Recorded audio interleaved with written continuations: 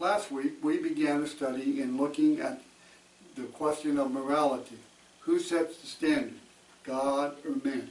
At the end of our study last week, we were looking at the concentration camps that were done in Germany, where genetic engineering was done between prisoners and guards by having sexual relations and then engineering experiments.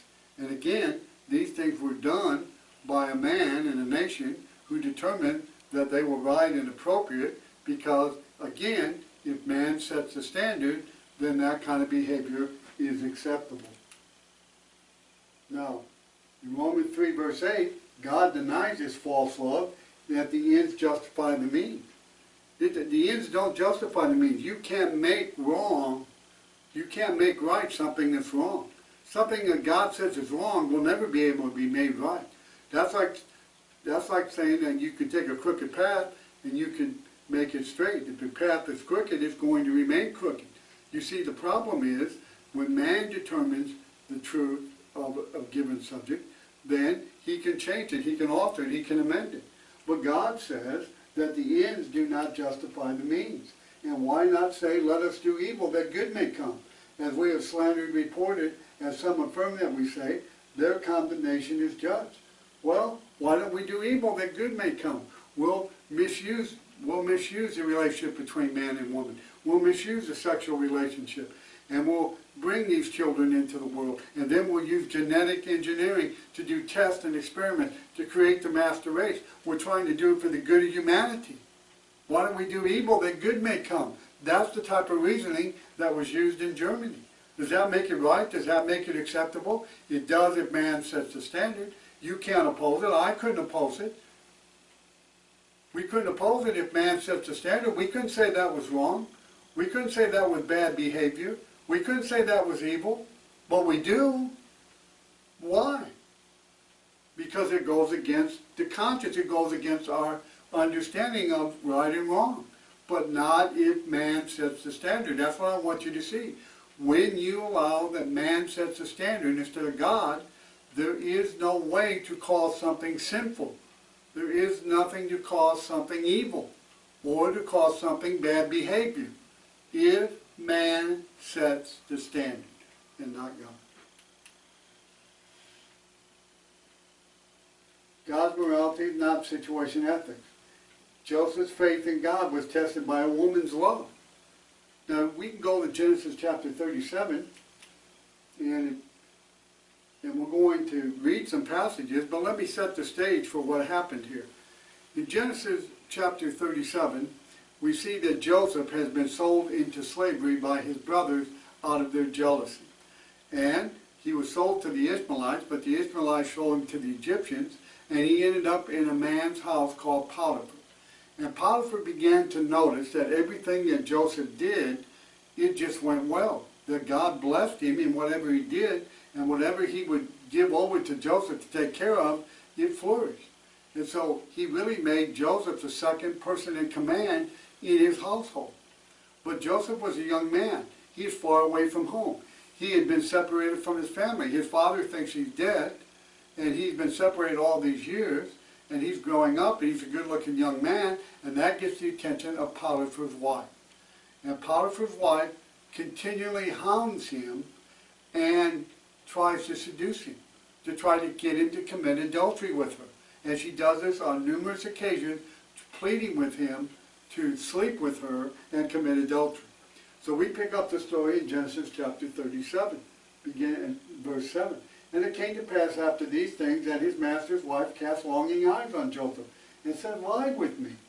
But he refused and said to his master's wife, look, my master does not know what is with me in the house, and he has committed all that he has to my hand. There is no one greater in this house than I, nor has he kept anything back from me but you, because you are his wife. How then can I do this great wickedness and sin against God? So it was, as she spoke to Joseph day by day, that he did not heed her, to lie with her or to be with her. But it happened about this time when Joseph went into the house to do his work, and none of the men of the house were inside, that she caught him by his garment, saying, lie with me. But he left his garment in her hand and fled and ran outside.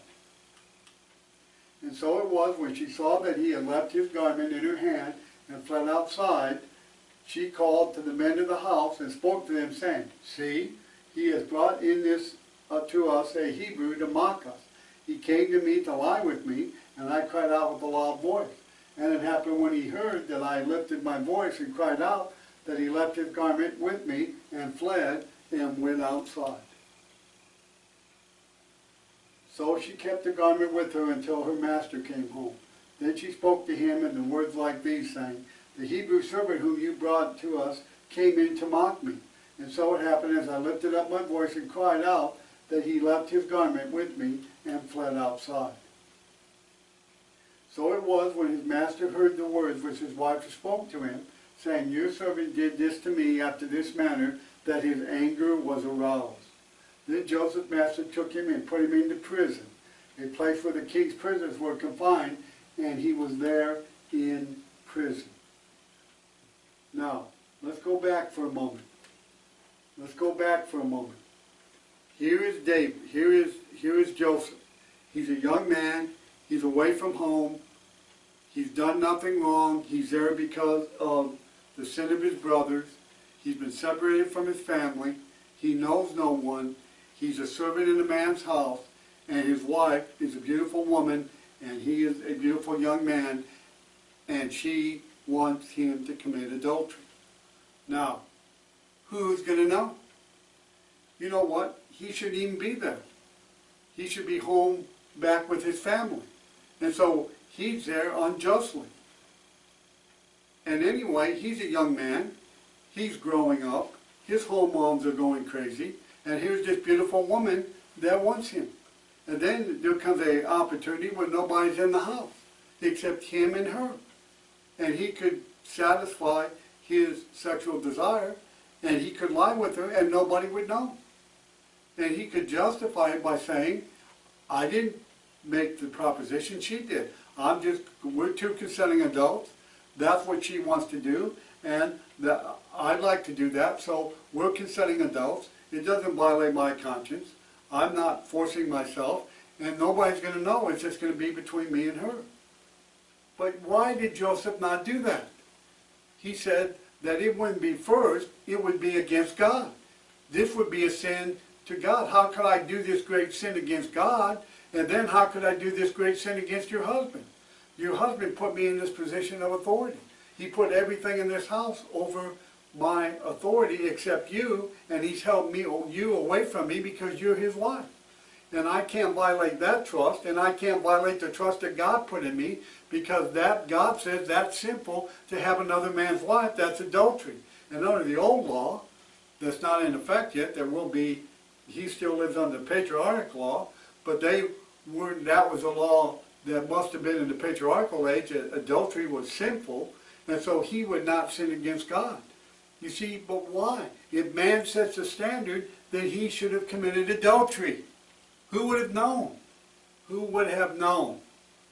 But you notice that he did not do it out of respect for his master, but also foremost because it would be a sin against God.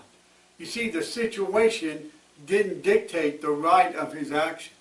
Even though nobody would know, even though he had every right to because of the situation he found himself in because of the sin of his brothers, he couldn't rationalize it in any way that would get him around violating the trust his master had in him and violating the law that God gave him.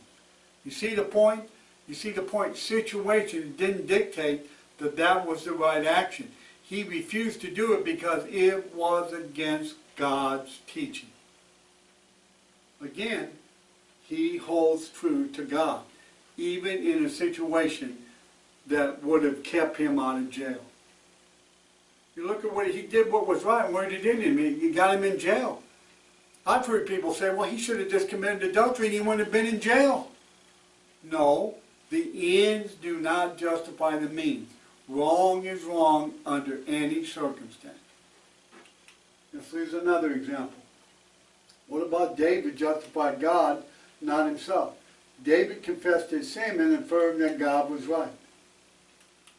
Now before we read this, let's go to the account of David. David and Bathsheba.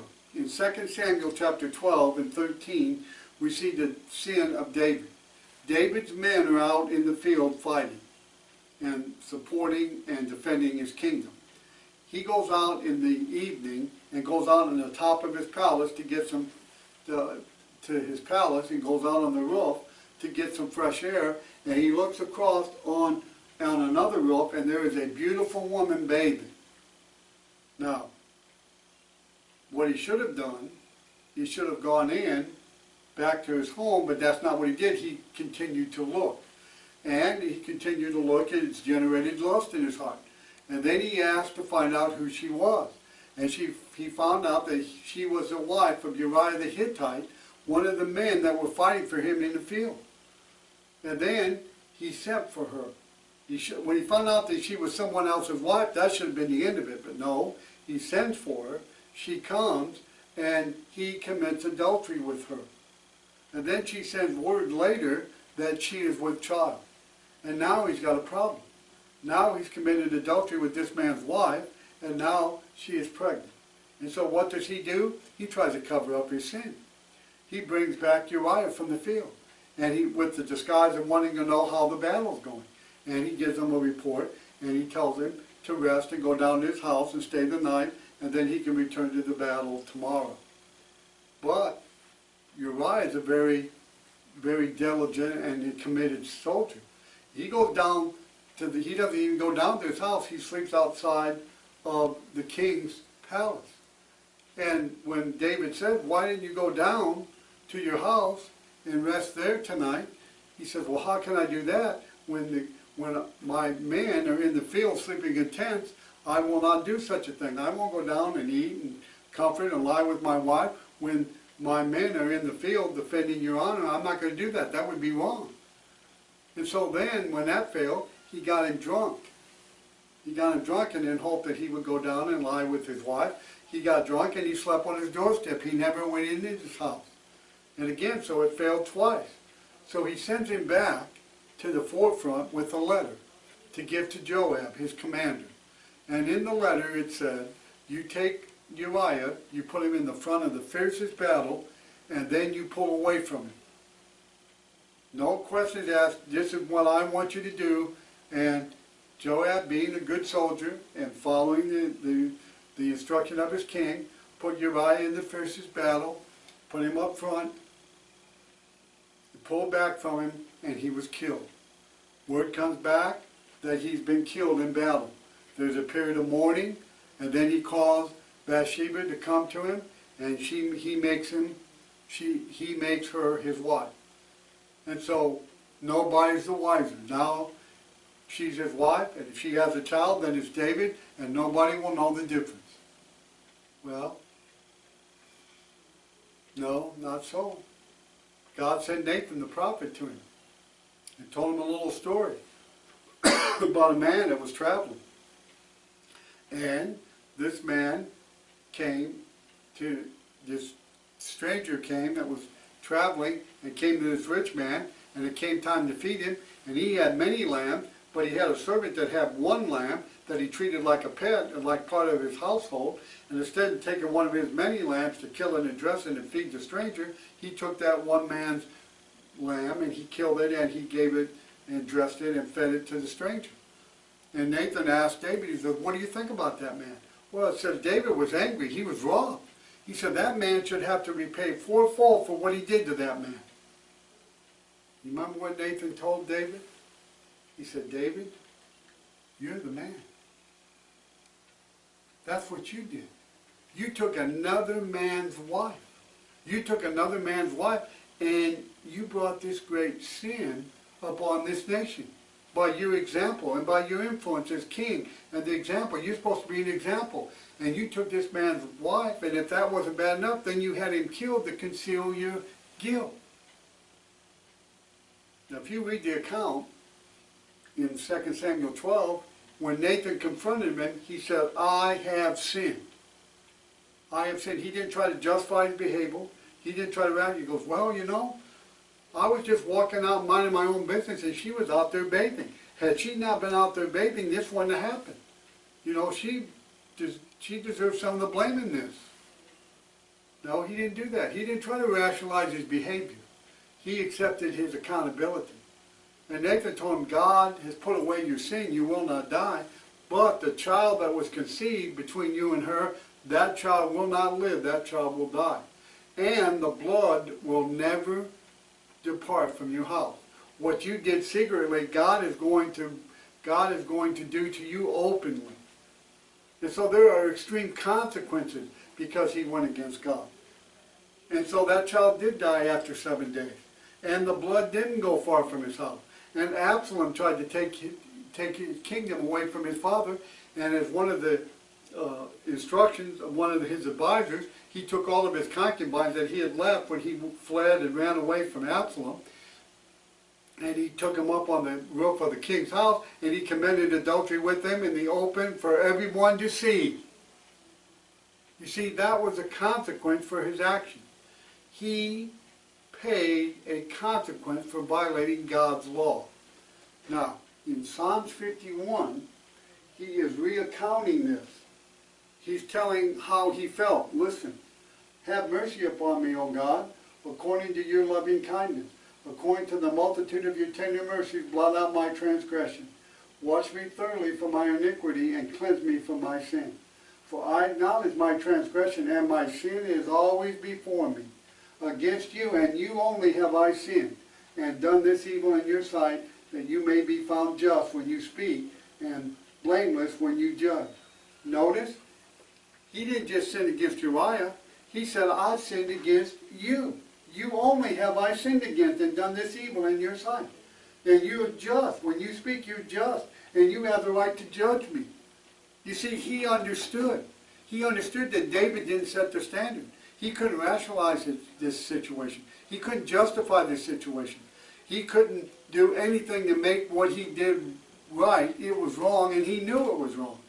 And he knew God had the right to punish him because he had chosen badly. He had committed sin. Therefore, he must accept his accountability. You see, situation ethics won't get him out of this because he knew he had violated God's will. In this psalm, he admits and affirms that God is right to condemn him. To condemn him because his action was wrong, because it violated God's will. You see, David understood. Joseph understood that God sets the standard and not men. Would to God that we would learn that same lesson. That God sets standards and not men. The fallacies of man setting his own standard. There are going to be problems and there's going to be much misery when we believe that man can set his own standard. There are fallacies and we need to remedy. Man attempts to take God's role to himself. He attempts to stand in the place of God. He determines that he's going to determine the right or wrong in his behavior, so he's going to move God out of his place, and he's going to step into it. That's a mistake. Psalms 100 and verse 3, God created and sustains all things. Know that the Lord, He is God. He is He who made us, and we did not make ourselves. We are His people and the sheep of His pasture. Who created who? The creature did not create the Creator. The Creator created the creature. And we need to understand our place, and we need to understand our position. And our position is one of submission. Our position is one of accepting the rule of the one who created us. And to know that God knows us, and He made us, therefore God sustains all things, and therefore He has the right to determine the right or wrong of any behavior or any action that His creation might take. And He has earned that right by creating them and sustaining His life. By not only giving Him life, but sustaining His life, He has the right to determine the right or wrong of His creation's behavior.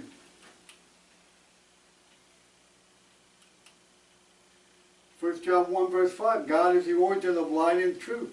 This is the message which we have heard from Him and declare to you that God is light and in Him is no darkness at all. God determines what's light. God determines what's honorable. God determines what's acceptable. God determines what's sinful and what's dark. God makes that distinction.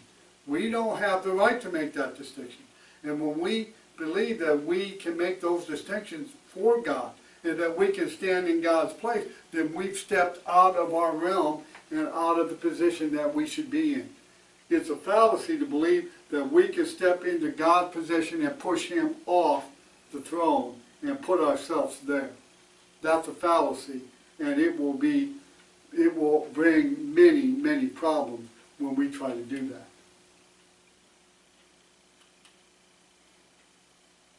All Scripture is given by inspiration of God and is profitable for doctrine, for reproof, for correction, for instruction in righteousness, that the man of God may be complete, thoroughly equipped to every good work. God is the revealer of truth. You don't determine truth. I don't determine truth. I don't get my truth. You don't get your truth. This person doesn't get theirs. We can all have our own truth. We can all have our own experience. We can all set our own standards. It doesn't work that way. We either accept God's standards or we don't. We don't have to accept God's standards. We don't have to live by God's standards. But we must accept the consequences and the repercussions when we choose to make ourselves the standard, or we allow other men to make the standard, and we live by that standard instead of God's standard. Again, the revealer of truth sets the standards, and that's God, and that's not man. And so we need to accept that, and we need to acknowledge that. And so when we allow men to set the standard, then you're going to have to accept the consequences that come with that when you violate the one who set the standard to begin with, and that's God.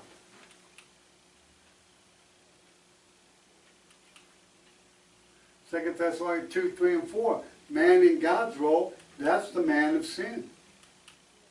Let no one deceive you by any means, for that day will come unless the falling away comes first, that the man of sin is revealed, the son of perdition, that means destruction, who opposes and exalts himself above all that is called God or that is worshipped, so that he sits as God in the temple of God, showing himself that he is God. You see, he exalts himself. He makes himself the standard. He makes him the arbitrator of right and wrong. He makes himself the determination of what's acceptable and unacceptable behavior. And he makes himself the arbiter of all truth. That's a fallacy. That's a fallacy. That will never work. Man does not have the authority, nor the right, nor the capacity, or the moral capability to make those kind of decisions. And when he tries to, he has stepped out of his realm. And when he steps out of his realm, then he must accept the consequences that come with those kind of decisions. Again, we need to understand that we can't exalt ourselves to sit in the place of God without very serious repercussions. We did not create us. God created us, and God sustains our life. And we need to accept those facts.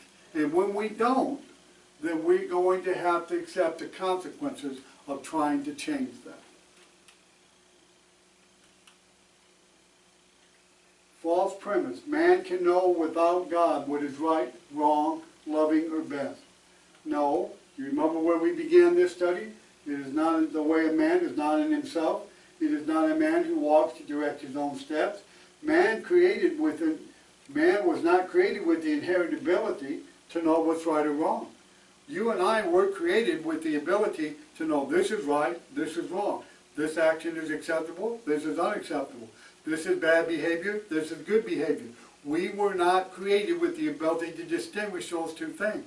Now we were created with the ability to discern and understand the law and the parameters established by God, so we could determine for ourselves the right and wrong and who sets those parameters, and we can follow that course, and we can pursue those kind of actions by following the law and the standards that have been established by God. But when you put that in man's hands, when he determines, when he becomes the arbitrator, when he becomes the law, then you're going to have problems. And really what you're going to have, ladies and gentlemen, you're going to have chaos. Because you're not going to be able to label anything as being wrong. And you're not going to be able to set any parameters of any kind of behavior being acceptable behavior to someone. And again, that's the course you pursue when you open this door. When you open the door to make the premise that I know what's right or wrong, and I know what's loving, and I know what's best, and I know it better than my Creator, then you're making a serious, serious lapse in judgment. And you're going to suffer the consequences for it. And they are going to be severe, and they are going to be drastic. That's going to happen. It's inevitable. You're not going to be able to get around it. And so you're going to have to accept that if you determine to sit in that seat. If you determine to make that decision. You know, there's a way that seems right to a man, but the end thereof is the way of death. Man is easily deceived and deceives himself. And we're going to stop here for today, but let me expand this for a minute. There's a lot of things that man look at, and they don't see the wrong in it. They don't see the danger in it. And they don't see the problem that it will ensue in their life. Because what? Because they deceive themselves. They're easily deceived. It looks okay. It feels okay. It doesn't bother me. It doesn't violate my conscience.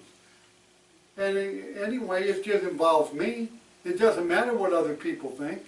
Again, we can rationalize and justify any behavior, any thinking. We can make it seem that it's right, no matter how absurd it may be to others, no matter how hurtful it may be to others, no matter how hurtful it may be to ourselves. We can rationalize in our mind that it's okay because it appears to be right. It appears to be just. And it is by our standard. But you see, that's a fallacy.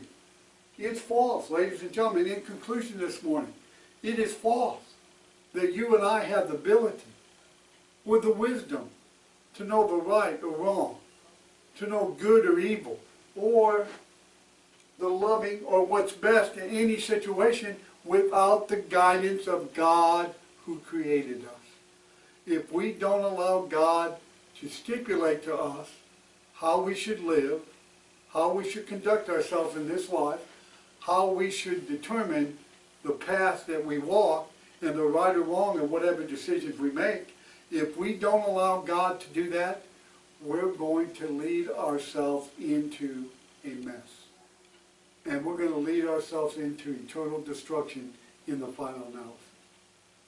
And so, ladies and gentlemen, there is a way that seems right unto man, but the end thereof are the ways of death. Now, either, dear listener, you believe that or you don't. And maybe you're listening this morning and you think that you know what's best for your life, and nobody knows your life like you do. And to some extent, there's some truth in that. But I want to suggest to you this morning in closing that the one who knows best what's best in your life, and especially on this subject of morals, is not you, is not me, is not any group of men, but it is the God who created us, and created us with parameters and standards of what's right and what's wrong. We hope that you'll let God be God, and that we will submit to His authority and to His will, and let Him tell us what's right, what's wrong, what's best, and what's loving.